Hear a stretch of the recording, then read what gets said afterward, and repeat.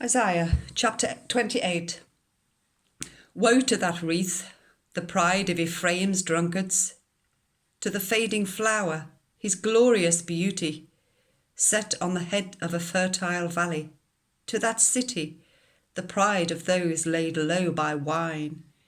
See, the Lord has one who is powerful and strong, like a hailstorm and a destructive wind, like a driving rain and a flooding downpour. He will throw it forcefully to the ground. That wreath, the pride of Ephraim's drunkards, will be trampled underfoot. That fading flower, his glorious beauty, set on the head of a fertile valley, will be like figs ripe before harvest. As soon as people see them and take them in hand, they swallow them. In that day the Lord Almighty will be a glorious crown, a beautiful wreath for the remnant of his people. He will be a spirit of justice to those who sit in judgment, a source of strength to those who turn back the battle at the gate. And these also stagger from wine and reel from beer. Priests and prophets stagger from beer and are befuddled with wine. They reel from beer, they stagger when seeing visions, they stumble when rendering decisions. All the tables are covered with vomit, and there is not a spot without filth. Who is it he is trying to teach? To whom is he explaining his message? To children weaned from their milk, to those just taken from the breast? For it is, do this, do that, a rule for this, a rule for that, a little here, a little there. Very well then. With foreign lips and strange tongues, God will speak to this people, to whom he said, "This is the resting place, let the weary rest," and "This is the place of repose." But they would not listen. So then, the word of the Lord to them will become, "Do this, do that, a rule for this and a rule for that, a little here, a little there," so that as they go they will fall backwards. They will be injured and snared and captured. Therefore hear the word of the Lord, you scoffers, who rule this people in Jerusalem. You boast, "We have entered into a covenant with death. With the realm of the dead we have made an agreement."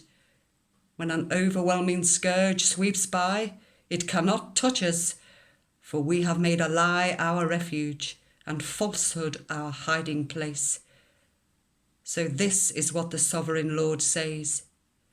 See, I lay a stone in Zion, a tested stone, a precious cornerstone for a sure foundation. The one who relies on it will never be stricken with panic. I will make justice the measuring line and righteousness the plumb line. Hail will sweep away your refuge, the lie, and water will overflow your hiding place.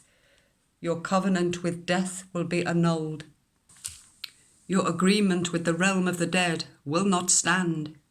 When the overwhelming scourge sweeps by, you will be beaten down by it. As often as it comes, it will carry you away.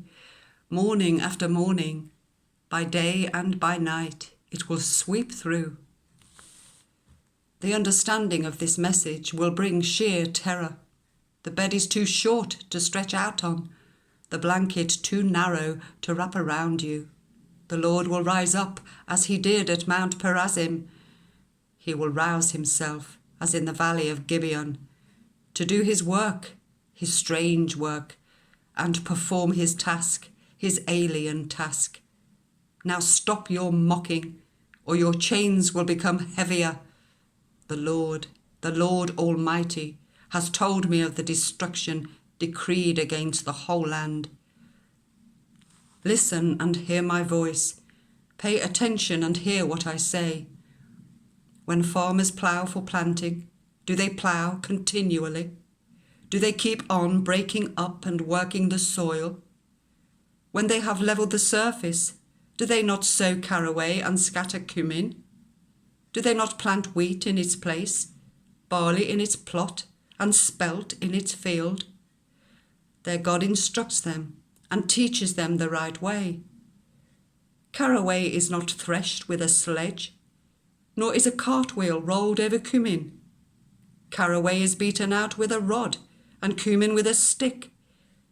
Grain must be ground to make bread, so one does not go on threshing it forever. The wheels of a threshing cart may be rolled over it, but one does not use horses to grind grain. All this also comes from the Lord Almighty, whose plan is wonderful, whose wisdom is magnificent.